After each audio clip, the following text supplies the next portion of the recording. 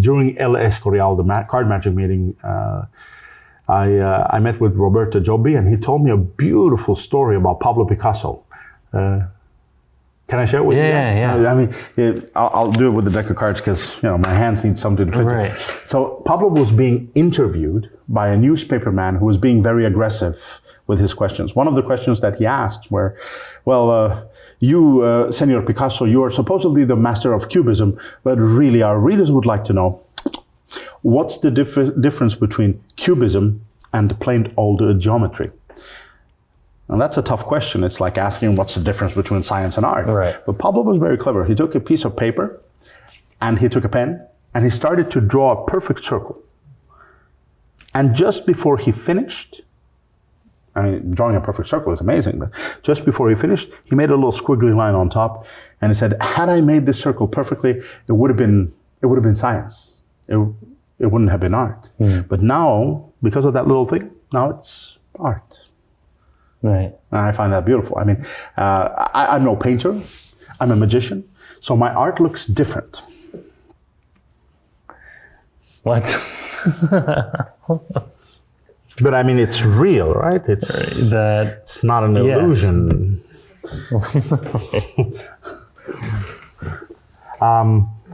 Chris, I'd like for you to take the deck. Your hands, you don't have to go under the table. And while it's under the table, I want you to do this. I want you to cut the deck where you want. Take the top half and turn it face down and square. And it's important to understand, if you cut a small packet, this near perfect circle, near perfect, it's going to be face down towards a different card than if you were to cut a big packet. Okay. You understand? Yeah. So one more time real quick. So cut. And flip the top card face down and square. Cut, flip. Okay, got it. Do it beneath your hands. You don't have to go under the table, just the hands. Got it. Yes, and put the deck here, please. And would you be so kind as to spread? I don't want to do it. You spread it? Yeah, spread. Or you can do it that way, either way. Any way you feel comfortable. Good. Can you please remove the two cards that are face to face and pull them out together? Is that it? Perfect. I want you to notice that there are no more no more 8 of diamonds. You can see? Nope. And no more near perfect circles in the deck either. That Twos just of clubs appeared. with the near perfect circle. Right. Would you be so kind as to take the two cards in your own hands, look at the 8 of diamonds towards yourself, look at it, concentrate and look at the perfect circle as well. And then show the camera. What the heck? Show them. What is going on? So, what? G'day champion, how you doing? Welcome back to another delicious and tasty episode of Saturday Sorcery. That's right baby, it's time for another free tutorial. But before we get into today's episode, I do want to tell you about this week's giveaway. If you want a chance to win the mind-blowing bundle, all you need to do is stick around till later on in this episode and I'll show you how to enter that very competition.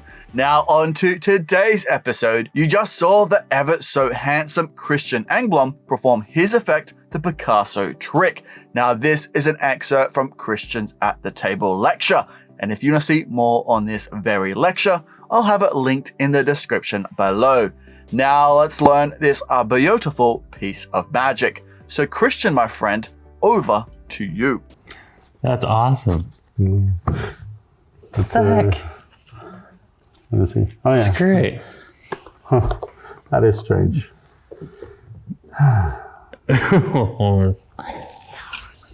Oh. I almost feel like Pablo is looking at me right now.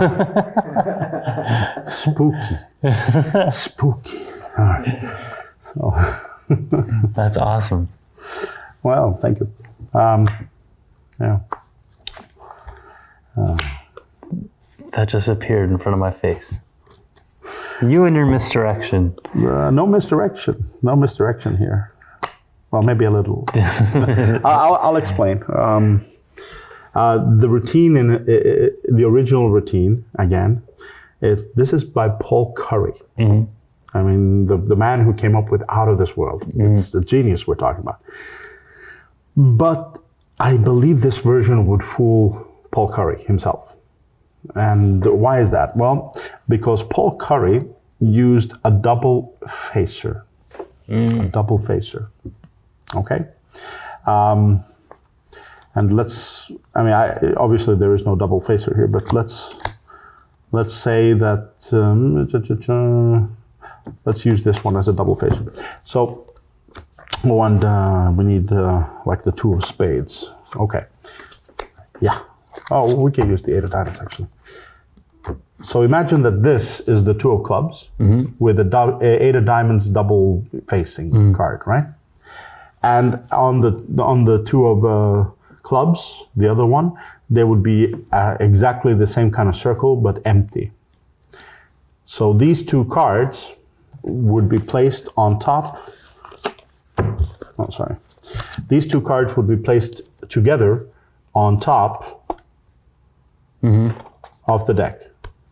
And now as you cut, that's the Queen of Hearts, but as you cut and spread, that's the double facer, you would get a forced 8 of diamonds and the card here.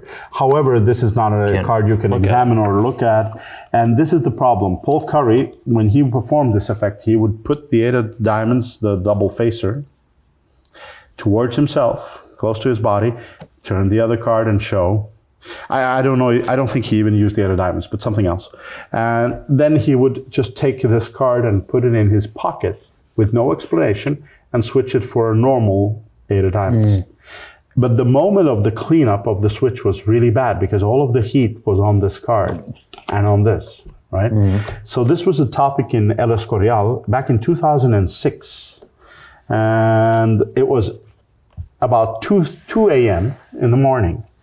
And they talk about, serious topics once in a while. And Paul Curry was one of the topics. And I think it was Woody Aragon who was giving a lecture on this trick. And he said, it's a wonderful trick, but what a bad moment to do the switch, a really bad moment. And then there was a discussion. At 2 a.m., I was sitting in my chair going, so I was sleeping, but subconsciously I was still taking it in, and they were talking in Spanish, no less. And my Spanish wasn't that great back then. In any case, for whatever reason, I jump out of the chair and I go, I know exactly how to make it better. So I didn't have a double facer. Nobody had a double facer. So what I need is, to be honest, I also need a double facer to do this routine. There's a saying in Erdnase is expert at the card table, which is sort of fitting because at the table. And they say that the resourceful professional failing to improve the method changes the moment. And that's exactly what I did. I use a double facer as well. I was unable to improve on a genius's method. So the double facer is, yes, here. So it's exactly the same, what I just explained. But you can see this is not the 8 of diamonds, but it's a different card, the 9 of diamonds, as it comes in the set. And that means I would have to have the 9 of diamonds here. But I wanted to make it better and not the same. So I realized I can force any card I want, not the one that's on the back of the double facer. I can choose to force the Queen of Hearts if I want. Then I would write the Queen of Hearts. All I have to do is just make this card an impromptu double facer. It's still a double facer, but now it has a different card, or essentially put it face down between the 2 cards. Now, if I cut and spread, it's going to be the Queen of Hearts next to the first card. And these are normal because the double facer is left in the deck. Right. So I'm not switching anything out, you are. You switched out the card that I wanted you to switch out during the routine. This is a lazy man's trick. So I put the 8 of diamonds. Ask me later why I use the 8 of diamonds. Okay. It's really important. Yeah, because it's what Hitler would do. It's what remind me of that. Okay. It's my theory. All right, here we go. So you have this in the middle. Ooh, baby, we need to take a break for just a wee second because we need to do a giveaway. But before we do today's giveaway, we need to find out who won last episode's bundle. So congratulations, champion. You're the winner of last episode's giveaway. So if you could DM me on any of Murphy's socials, I'll get that prize straight out to you. Now on to this week's giveaway. If you want a chance to win the mind-melting bundle, all you need to do is comment in the comment section below who is your favorite artist. Is it Pablo Picasso or Leonardo da Vinci or Andy Hamilton, the legend that illustrates the Howling Jacks playing cards? Whoever it is, let me know in the comment section below. Then on next episode's Saturday Sorcery, I'll draw a name out at random and you'll be announced on that episode. So my friend, good luck. Now champion, are you enjoying what you're watching right now? Because I have good news for you. In the Saturday Sorcery playlist, we have over 100 episodes, which means over 100 free tutorials. So make sure you go check out that playlist. There'll be a link in the description below. Go treat yourself to all that free magic because you deserve it. And they cut. And boom, it's done. They remove the two cards. The gimmick is left here, and I can get rid of it any way I want.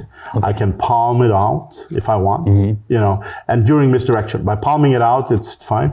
Or I can use the card case and just put the deck inside. But what I'm really doing is I'm thumbing off that 9 of diamonds. I'm thumbing it off and leaving the rest of the cards sticking out just a little bit. And then we do the end of the routine. I said, well, actually, tell you what, let's do one more thing. And I remove all the other cards except for that card. It gets left behind in the box. Okay? Okay. So now I've cleaned it up during the moment of their applause. Right. Yeah. Remember, we got to work. During the applause, we work. So you can clean this up in a variety of ways. I cleaned it up in a different way. During the moment that you look at the 8, this is what happens. If you open up a little bit, you'll see my reactions too. This is what the assistant is going to do.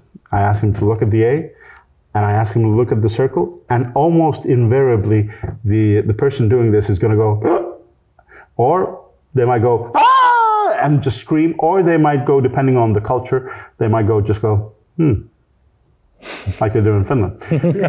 But you know, when people do that in Finland, that means they're blown away. It's amazing. People go, what just happened? What did you see? In any case, people want to see what's on the other side of these cards. So once the spectator turns them around and shows, all eyes are going to be at the spectator to my side. I could switch the mat and people would not see. Right. That's what I'm getting at. But so what I'm doing, that's the moment to clean up. And I also use Paul Curry's misdirection of putting attention, relaxation when you do your dirty work, and then attention again. Yeah. Or moving forward, backward, and forward. Juan once told me that study Slidini and then take some of the techniques that he uses and put them into your magic, and it'll improve your magic 100 folds. And you know, he's not wrong. He's right. So this is the moment to work. So when that happens, when you make the reaction of, and I go, first of all, I've taken a break above the double facer, which is on top, and I go, and show them all. But my hands are here. This is the forward attention. When I lean back, my hands are dropping back, I'm becoming relaxed, and you're showing the cards by now. And this is what happens. I lean back and I stick the card in my lap. Or if you're fat like me, under the folds of the belly. It's angle proof, nobody can see anything.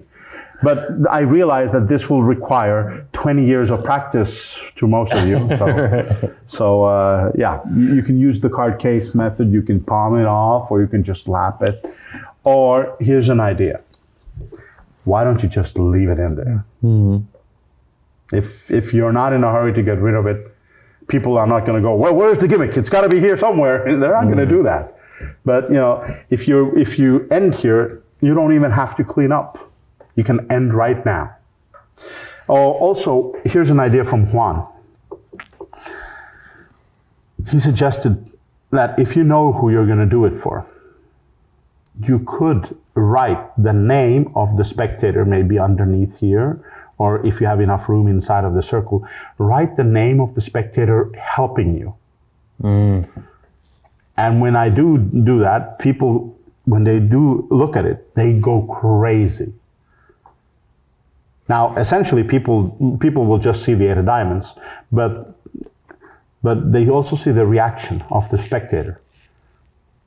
And later he can explain, oh, well, yeah, it had my name on it too. But, it's just a way of getting them to react a lot stronger. Right. Of course, if you have them put the name there, why don't you just give it to them as a souvenir? And I think it's worth it. They'll keep it forever, it's a genuine Picasso. It's not signed, so it's not that valuable. Which brings me to another story that Roberto wrote. The story that Roberto told me, this is actually a true story, the one I said. Juan confirmed it. But Roberto had written it in Secret Agenda, or Hidden Agenda, I think, yeah. And or was it Secret? Which one came first? Well, in any case. Hidden Agenda just came out. Okay, so it's got to be Secret Agenda. Yeah, I was right. So Roberto wrote it in Secret Agenda about this story that he told me. And I think he wrote another story there too, I'm not sure. But at least I've heard it, probably from him. It's about a restaurant owner in Spain wanting to buy or invite Pablo Picasso and his party to the dinner. And he said, please, I own the restaurant. Let me invite you. But would you be so kind, Senor Picasso, and just take this paper napkin and draw a little something for me? And Picasso said, sure, that's a fair deal. I'll draw something. And then the owner gets it back. Oh, thank you. Would you mind just signing it? And Picasso says, no. And the owner said, but why not? Well, I mean, we wanted to make a fair trade. This is a fair trade, but I'm not looking to buy the restaurant. Oh, look at these absolute champions. You guys are the best. It's true. I've Googled it. Absolutely sensational. I loved each and every single second of that. Thank you so much, Christian. Now, my best friend, if you do want to see more on this very at the table lecture, and please make sure you at least check it out.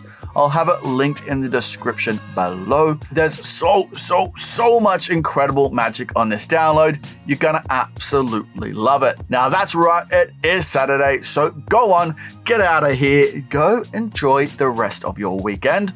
I will see you on our Discord for our weekly jams, trivia, games, hangouts, and even more. So take care, my friend. See you later.